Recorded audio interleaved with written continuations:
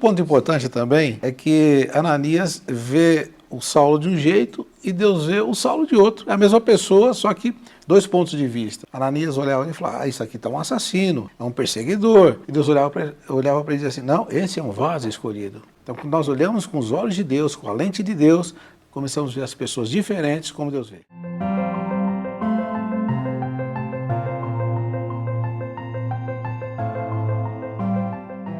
Olá pessoal, estamos aqui iniciando mais um episódio da série Mestres da Palavra e nesta temporada estamos enfocando os atos da Igreja dos Apóstolos. Uma igreja maravilhosa, dinâmica, cheia de milagres, multiplicadora.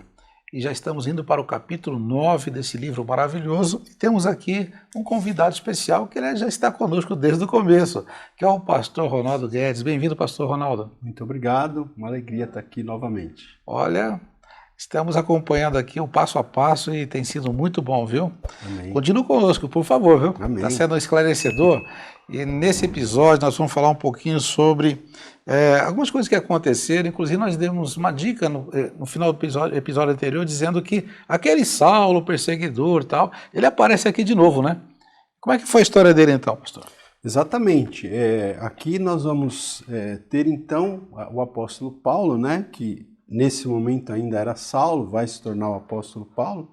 E ele vai entrar aqui na história agora de vez, né, pastor? Sim. Praticamente até o final do livro de Atos dos Apóstolos, nós vamos ter aqui a história desse homem que Deus escolheu para levar o evangelho aos gentios, aos não-judeus. E então, aqui no capítulo 9, esse capítulo já começa com a conversão de Saulo, né?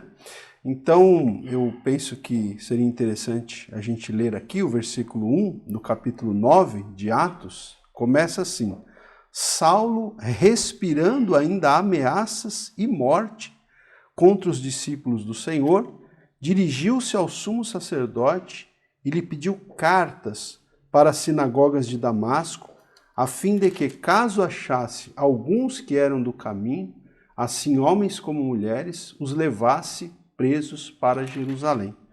Então, a gente vê aqui, nós comentamos no episódio passado sobre o zelo que o apóstolo Paulo tinha em relação à sua crença no judaísmo, às tradições, né, religiosas dos judeus. Ele era tão zeloso que ele acreditava que ele estava fazendo isso para Deus, ele acreditava que ele estava agradando a Deus ao perseguir a igreja. Então, o texto usa até expressões bem fortes, né? Que ele estava respirando ameaças e morte.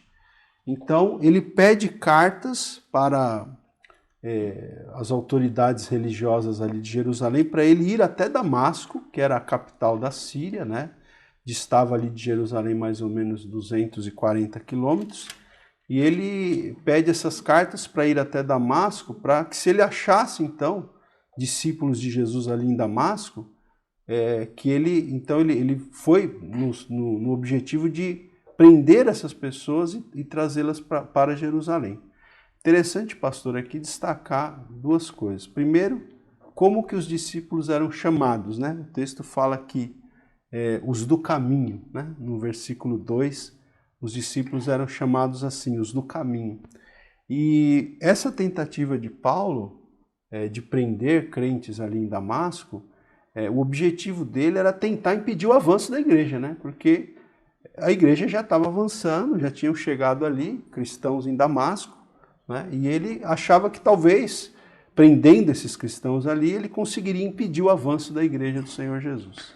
Bem lembrado, né? Os do caminho. Que nome bonito, né, pastor? Sim. A pessoa, se nós fôssemos também chamados os do caminho, significa que os outros que não são, né? Que não estão conosco não são do caminho. Não são. Só estão no caminho os que estão seguindo a Jesus. Até porque só há um caminho. Só um caminho. O caminho. O Jesus, caminho. Jesus. É Jesus. Agora, o livro de Atos é cheio de surpresas, minha gente. Olha só. Então o perseguidor da igreja vai lá está indo para Damasco e tudo. E acontece uma grande surpresa, né, pastor? Que surpresa maravilhosa. Essa foi especial, né? A partir do versículo 3, né? Tá falando, né? É isso? Exatamente. Certa vez eu ouvi alguém comentando que nem o melhor marqueteiro teria uma ideia tão boa, né? Porque Deus, Só o Espírito Santo mesmo. Só o Espírito Santo, né? Então, Deus, através do Espírito Santo, ele visita aqui, né, o apóstolo Paulo, né? A gente está acostumado a falar apóstolo Paulo, aqui ainda Saulo. Então, Deus o visita ali nessa viagem. O texto aqui no versículo 3 diz: seguindo ele estrada fora, ao aproximar-se de Damasco, subitamente uma luz do céu brilhou ao seu redor, e caindo por terra, ouviu uma voz que lhe dizia: Saulo, Saulo, por que me persegues? Então, o Senhor Jesus, o próprio Senhor Jesus, aparece para Saulo aqui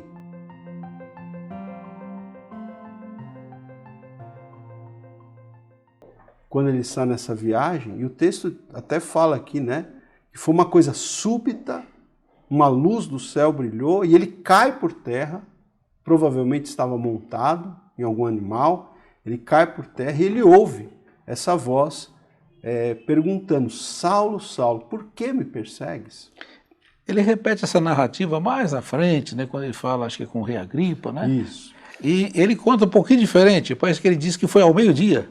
Isso. Ou mais forte que o meio-dia, é isso? Isso. Aqui no texto, se não me falha a memória, fala, mas foi isso. Já pensou uma luz mais brilhante que o sol ao meio-dia? Foi uma luz muito forte, hein? Sim, foi algo... Só pareceu o resplandecer do rosto de Jesus, amém? É verdade. Que bênção.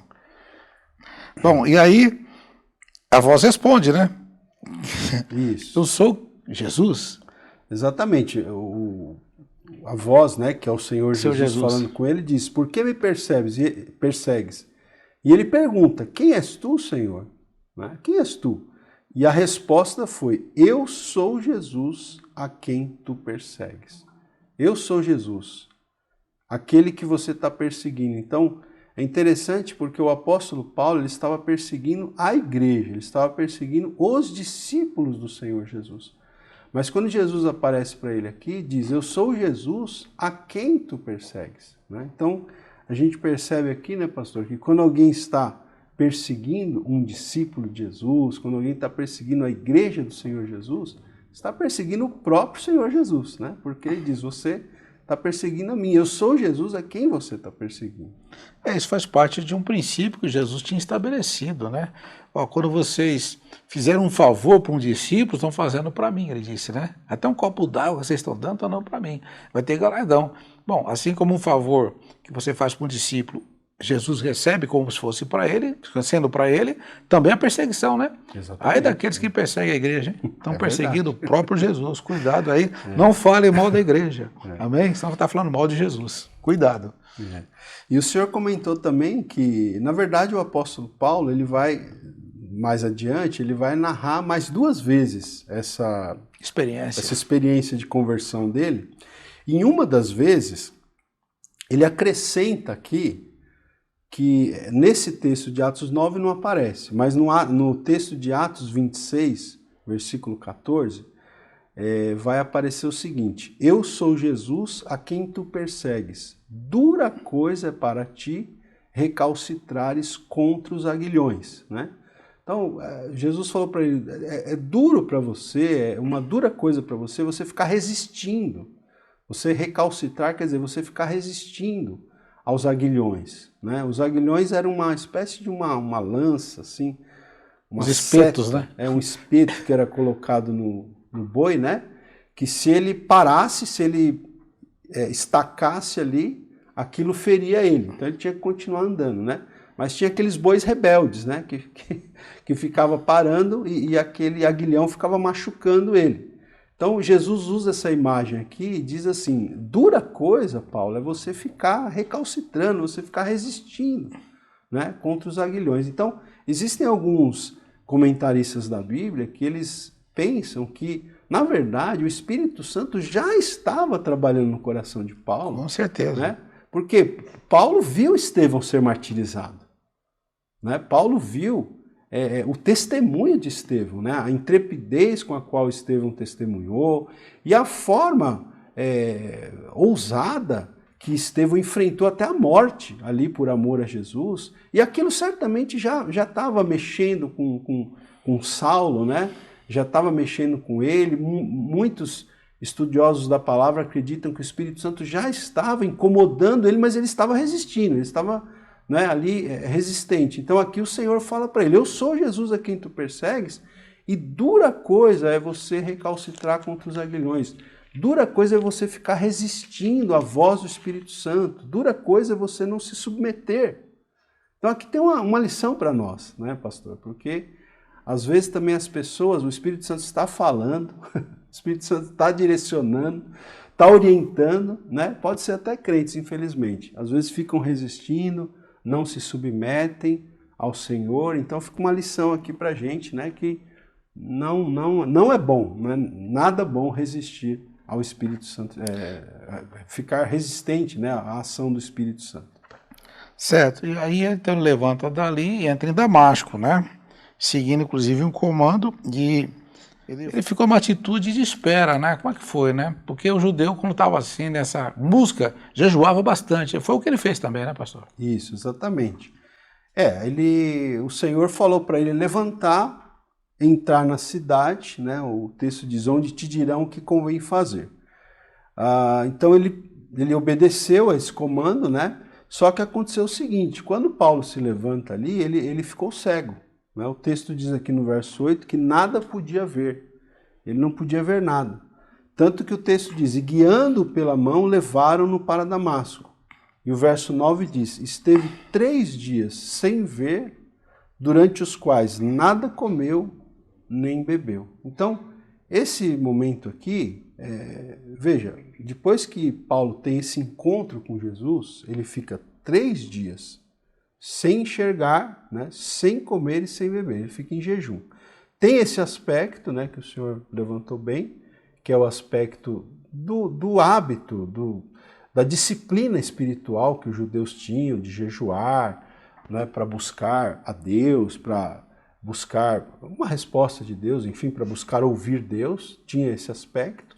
Mas também tem o aspecto que Paulo ele ficou completamente perplexo, né? Porque, na verdade, foi um choque muito grande para Paulo, porque ele era um fariseu, ele era um profundo conhecedor das Escrituras. Ele vai dizer mais adiante, ele tinha estudado aos pés de Gamaliel, que a gente já até falou dele aqui nesse podcast, que era um grande rabino da época. Então era um conhecedor profundo das Escrituras do Antigo Testamento. E como conhecedor das Escrituras, ele esperava pela vinda do Messias. Só que ele não acreditava que esse Messias fosse Jesus. Tanto que ele perseguia os discípulos de Jesus. Mas aqui, esse Jesus aparece para ele. Então, assim, foi uma coisa que deixou ele totalmente perplexo, né? Ou seja, quer dizer que então aquele Messias prometido nas páginas do Antigo Testamento já tinha vindo. E esse Messias era Jesus, aquele a quem ele estava perseguindo. Então, a cabeça dele naquele primeiro momento deve ter ficado assim a 1000 por hora, ele pensando, tentando entender tudo isso. Eu creio que aqui o Espírito Santo já começou a fazer Paulo lembrar, né, textos do Antigo Testamento que se cumpriam em Jesus. Então ele começa a ter esse entendimento aqui, coisa que depois ele vai passar adiante também. Bom, e na sequência, então, o Espírito Santo já prepara alguém para ir lá encontrar o Saulo, que estava ali cego, esperando uma resposta. E Deus manda a resposta através de um discípulo, Ananias. E o Ananias, quando recebe o comando do Espírito Santo, ele relutou, né? Porque ir lá orar pelo Saulo, muito estranho isso aí, né? Exatamente. O Saulo era o perseguidor da igreja, né? Esse discípulo que vivia em Damasco. Então, o texto diz que havia um discípulo chamado Ananias, que vivia lá na cidade de Damasco, e o Senhor apareceu para Ananias numa visão, né? E o Senhor falou para ele, está no verso 11, dispõe-te e vai. E deu o endereço, né? Interessante aqui. O Senhor deu até o endereço para ele. A rua que se chama Direita, na casa de Judas, e procura por Saulo, apelidado de Tarso. E olha só, é muito interessante os detalhes, né? Porque o Senhor fala para Ananias, esse homem que você vai visitar, que o Senhor já tinha dado até o endereço, ele está orando. E viu entrar um homem chamado Ananias e impor-lhe as mãos para que recuperasse a vista. Então, enquanto Deus estava visitando Ananias com uma visão e dando o comando para ele, Deus já estava dando também uma visão para Paulo ou Saulo, de que ele receberia a visita de um homem chamado Ananias que ia colocar as mãos sobre ele para que ele pudesse recuperar a visão. Mas quando, como o pastor Misael bem pontuou, quando Deus fala para Ananias ir visitar Saulo, ele fica, né, como era até natural, né, ele fica um pouco assim resistente, né, receoso, acho que é a melhor palavra, porque ele sabia que Saulo era um perseguidor da igreja. Ele sabia que Saulo tinha viajado até Damasco, a cidade onde ele morava, para perseguir os cristãos. Então ele coloca isso diante de Deus. Senhor, mas espera aí, eu tenho ouvido a respeito desse homem. Quantos males ele fez aos teus santos em Jerusalém e que ele veio aqui para Damasco para perseguir os discípulos. Mas aí o Senhor tranquiliza Ananias e fala para ele, vai, por quê? Porque este Saulo é para mim um instrumento escolhido para levar o meu nome perante gentios e reis, bem como perante os filhos de Israel. E aí o Senhor ainda fala, pois eu lhe mostrarei quanto importa sofrer pelo meu nome. E alguns detalhes nos chamam a atenção, pastor. Por exemplo, o Ananias começa a dizer assim para Deus, ó Deus, o Saulo é um perseguidor, ele é um assassino. Ele começou a contar para Deus como se Deus não conhecesse, na verdade. Acho que isso também acontece com a gente muitas vezes. Começamos a contar para Deus as coisas que ele já sabe.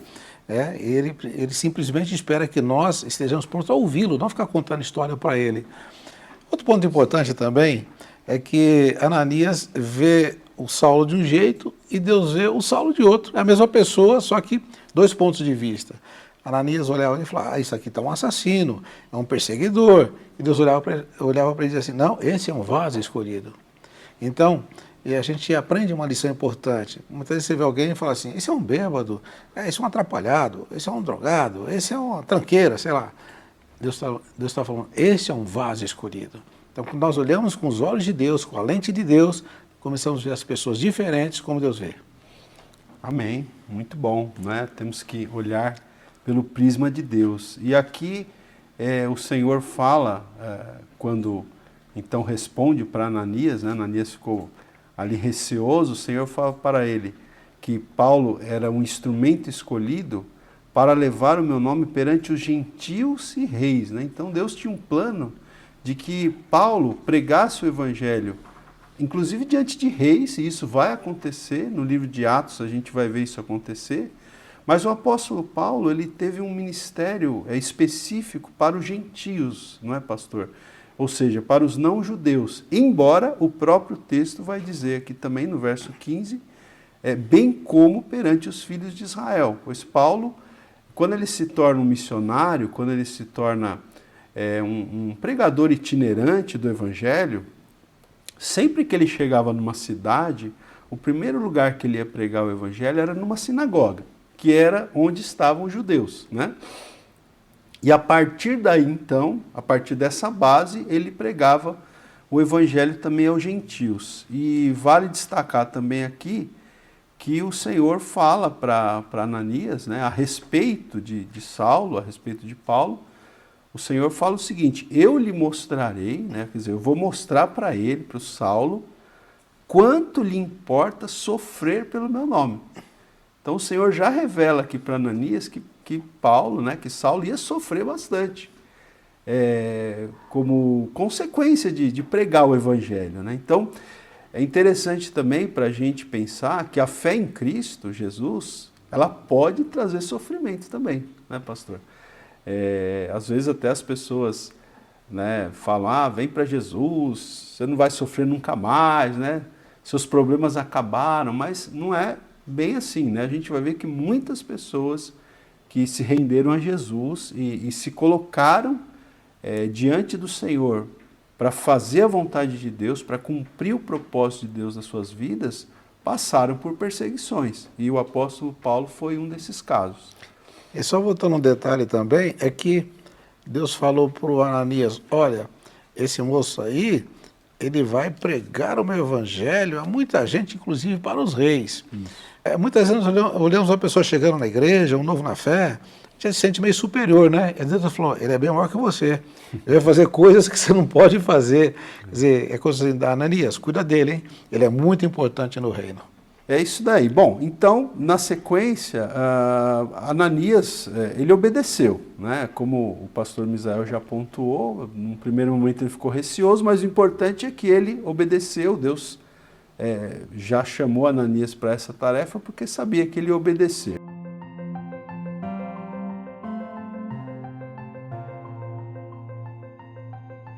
Sabia que ele ia obedecer.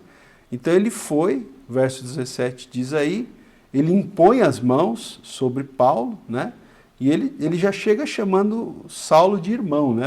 Saulo, irmão, o Senhor me enviou, né? O próprio Jesus que te apareceu. Então Deus já tinha até revelado para Ananias que o Senhor Jesus tinha aparecido para Paulo, né? Dá todos os detalhes, o Senhor dá para Ananias. Então ele chega dizendo, olha, o próprio Jesus que te apareceu no caminho, não é? Ele me enviou para que você recupere a vista e para que você fique cheio do Espírito Santo.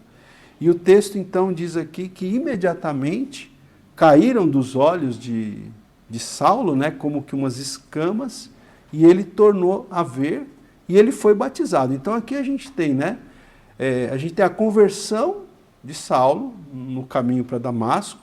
A gente tem aqui o texto falando que ele ficou cheio do Espírito Santo. Que bênção. Talvez uma referência ao batismo do Espírito Santo aqui de Paulo. E também que ele foi batizado, né? E, bom, aí o verso 19 vai dizer para a gente que ele se alimenta, porque ele estava 3 dias em jejum, ele se sente mais fortalecido. E aí então ele se junta, né? Olha que coisa interessante. Ele que tinha ido para Damasco para perseguir os discípulos, até para prender os discípulos, o texto vai dizer que ele permanece em Damasco com os discípulos. Agora ele está junto com os discípulos.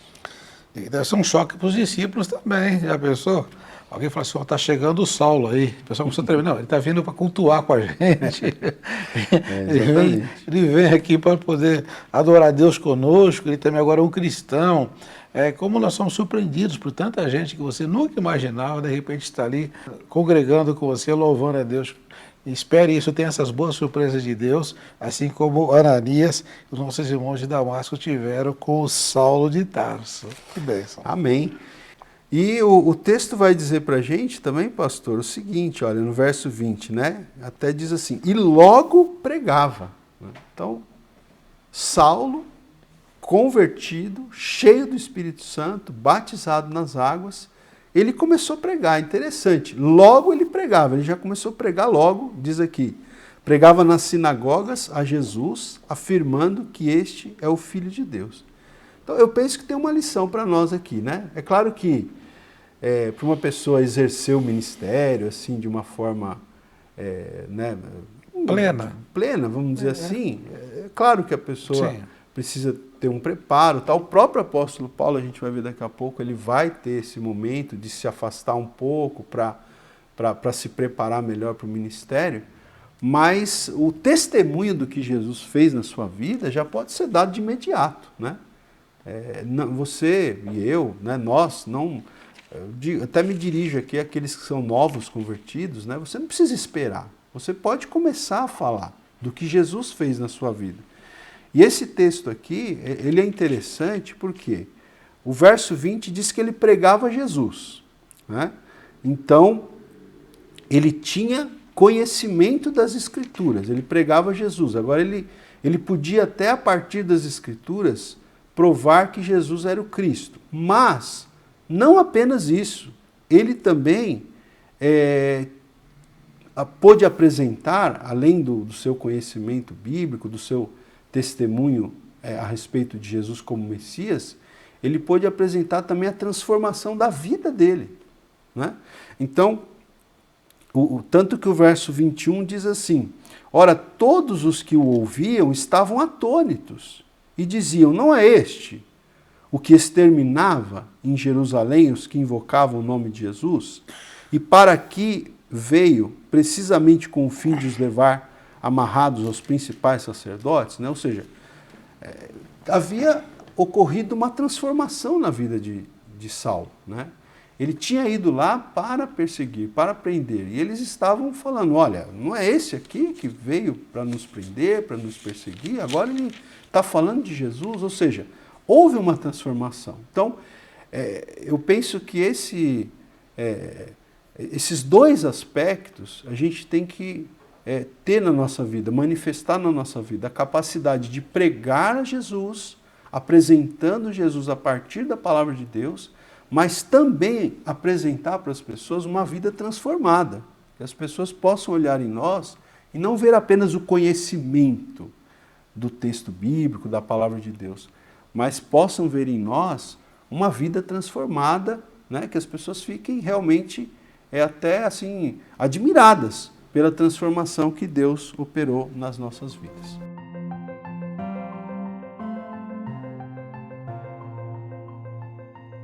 Bom, e aí o perseguidor passou a ser perseguido, né? Isso E mesmo. não foi fácil não, né? Não foi fácil. A primeira experiência dele já começou a pregar, a falar, mas logo houve perseguição. E diz aqui o versículo 24, né? Que eles ficaram informados que havia ciladas já para prendê-lo, para matá-lo, inclusive. E aí, pastor, de fato, como o senhor falou, né? Começa uma perseguição ao apóstolo Paulo, as pessoas querem tirar a vida dele, né? Mas ele vai ser então, aqui o texto até no versículo 25, diz aqui, mas os seus discípulos tomaram-no de noite e colocando-o num cesto, desceram-no pela muralha, né? Então, eles tomaram conhecimento desse plano para que a vida de Paulo fosse tirada. E eu achei interessante essa frase aqui também, porque o texto diz que os discípulos dele, né? Então você vê que ele já tinha discípulos aqui, porque entre o verso 22 e 23, alguns comentaristas acreditam que é aqui que se encaixa aquele momento que Paulo fala que ele vai para a Arábia, né? Ele passa 3 anos na Arábia, depois ele retorna para Damasco e é nesse momento então que ele é perseguido. E os discípulos de Paulo, então ele já tinha discípulos aqui, o ajudam a fugir ali da cidade de Damasco. Aí, pastor, a gente então vai ver que ele vai depois para Jerusalém, né?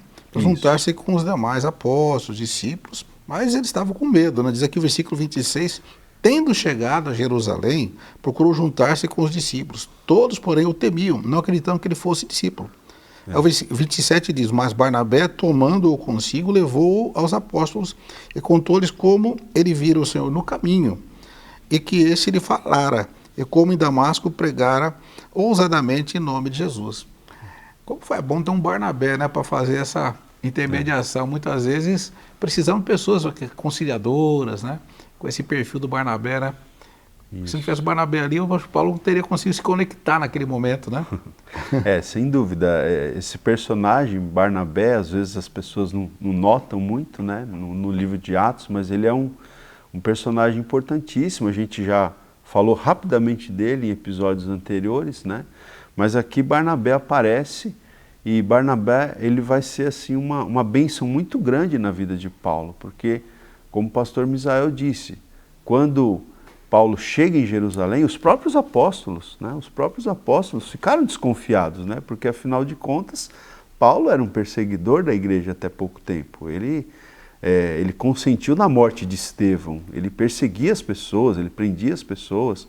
E agora ele chega em Jerusalém falando que é um crente em Jesus Cristo, que crê que Jesus é o Messias. Então os próprios apóstolos ficam muito desconfiados, né? Mas é aí como o pastor falou, né? Entra Barnabé. E Barnabé ele faz esse meio de campo, essa mediação, né? Ele fala para os apóstolos que de fato Paulo tinha se convertido de verdade. E aí então, o senhor leu o 26 e o 27, o 28 já vai falar. Estava com eles em Jerusalém, entrando e saindo, pregando ousadamente em nome do Senhor. Então ele tem um primeiro contato, né? Paulo tem um primeiro contato com os apóstolos aqui e é muito bom ressaltar isso. Como o pastor Misael falou aqui, é muito importante alguém que faça esse trabalho, né? Como Barnabé fez, de pegar, né, até quando a gente falou de Barnabé, falava que ele tinha o dom de exortar, né, de aconselhar, de incentivar, e ele tinha esse papel de ser um facilitador, né, um facilitador. Ele era um construtor de pontes, né, pastor? Eu acho que a gente tem que aplicar isso na nossa vida, né, que nós possamos ser facilitadores, construir pontes e não muros, né? Foi o que o Barnabé fez aqui, aproximando Paulo dos apóstolos. E o Paulo, ele sempre foi assim muito polêmico, o jeitão dele. Inclusive, aqui no versículo 29 diz que quando ele estava pregando ali em Jerusalém, ele falava e discutia com os helenistas, mas eles procuravam tirar-lhe a vida. Isso. Tendo, porém, isso chegado ao conhecimento dos irmãos, levaram-no até Cesareia e dali o enviaram para Tarso. Aí, na sequência, interessante, diz assim, depois que o Saulo foi embora, aí o versículo 31 diz assim, a igreja, na verdade, tinha paz por toda a Judéia, Galiléia e Samaria, edificando-se o caminho, edificando-se, né, e caminhando no temor do Senhor e no conforto do Espírito Santo, crescia em número. Quer dizer, tirou o Saulo, melhorou a igreja, cresceu mais. Ele estava naquela fase de discutir, né? Ele não pregava, discutia com os helenistas, ele disputava com eles. Então, está aí o Saulo nessa primeira fase. Aqui, né, porque o pessoal queria tirar a vida de Paulo, né? O pessoal o envia para Tarso, que é a cidade natal dele. Sim.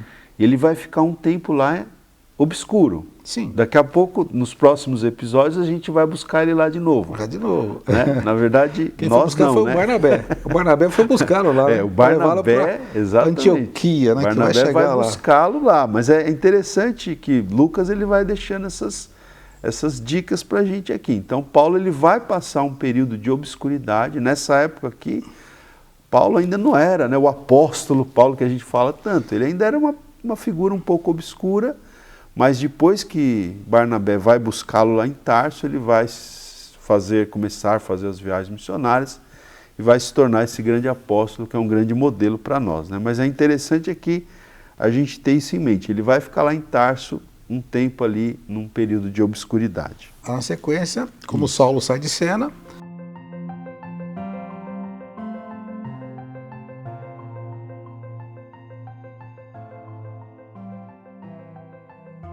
entra o Pedro, né? Aqui na continuação histórica, né? Que o Lucas vai narrando.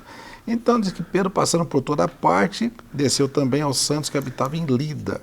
Está no versículo 32. No 33 diz que ele encontrou ali um certo homem chamado Enéas, que havia 8 anos jazia de cama, pois era paralítico. Disse-lhe Pedro, Enéas, Jesus te cura, levanta-te e arruma o teu leito. Ele imediatamente se levantou. Viram-no todos os habitantes de Lida e Sarona, os quais se converteram ao Senhor. Extraordinário, né? Pedro chega ali, vê um paralítico e tem um discernimento de espírito. Porque o discernimento de espírito, pastor, ele não funciona só para ver espíritos malignos, dá para discernir fé também. Ele viu, né? Vendo que ele tinha fé, né? Vendo que ele tinha fé. Então, assim, esse discernimento de Pedro foi importante para poder declarar para ele, né, a cura ali, e imediatamente aconteceu. Exatamente. E o que é muito interessante, pastor, a gente notar aqui, né, é a construção que Lucas faz da narrativa. É muito interessante, porque ele vai colocar Pedro aqui, primeiro na cidade de Lida, como está no verso 32, que é onde Deus vai usar Pedro para curar Enéas, como o senhor acabou de narrar. E na sequência, o texto vai colocar Pedro em Jope, que era uma cidade próxima de Lida, né? Então, em Lida, Deus vai usar Pedro para ressuscitar, né? Uma mulher chamada Tabita. Aqui tem 2 nomes, né? O nome aramaico, Tabita, e o nome grego, que é Dorcas, né? Mas enfim, é a mesma pessoa. Então essa mulher havia morrido e como o Lida era perto de Jope, os irmãos de Jope pedem para Pedro vir até Lida, em função do...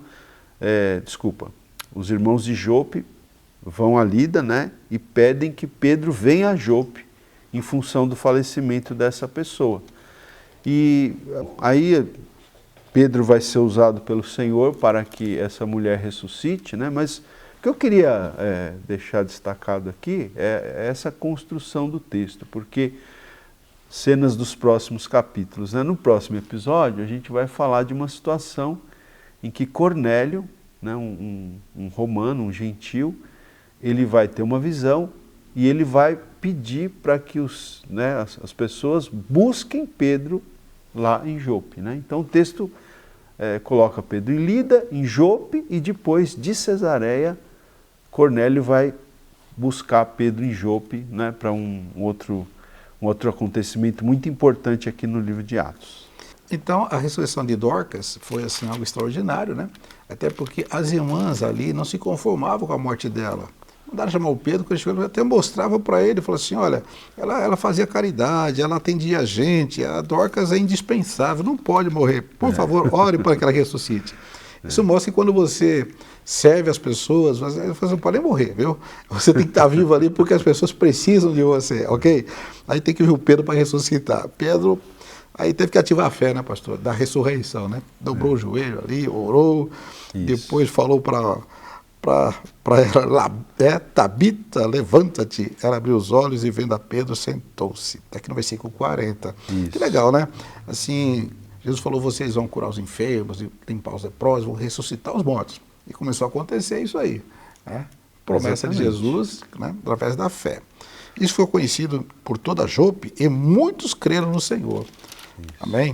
E aí Pedro ficou, como você disse, muitos dias em casa de um curtidor chamado Simão, que aí, a partir dessa hospedagem ali na casa de Simão, que vai acontecer, então, as cenas do próximo capítulo, que é o capítulo 10, ou do próximo episódio do nosso podcast, né, pastor? É isso daí. Então, é legal a gente destacar isso aqui que o senhor falou, né, em função desse milagre, né, então muita gente creu, né, muita gente cria, né, porque você tem aqui na igreja primitiva muitos milagres acontecendo, vê aqui uma ressurreição de uma pessoa que já havia morrido, né, então muita gente crendo, muita gente recebendo a salvação, e aí, como o senhor falou, né, ele vai ficar na casa de Simão, o curtidor, em Jope, e é daí que vai se desenrolar o próximo episódio. Pastor, obrigado. Então, nós vamos encerrando por aqui essa parte, mas vocês fiquem ligados, tá? No próximo episódio extraordinário, vamos falar a partir do capítulo 10 e coisas maravilhosas vão acontecer. Então, Deus te abençoe, em nome de Jesus.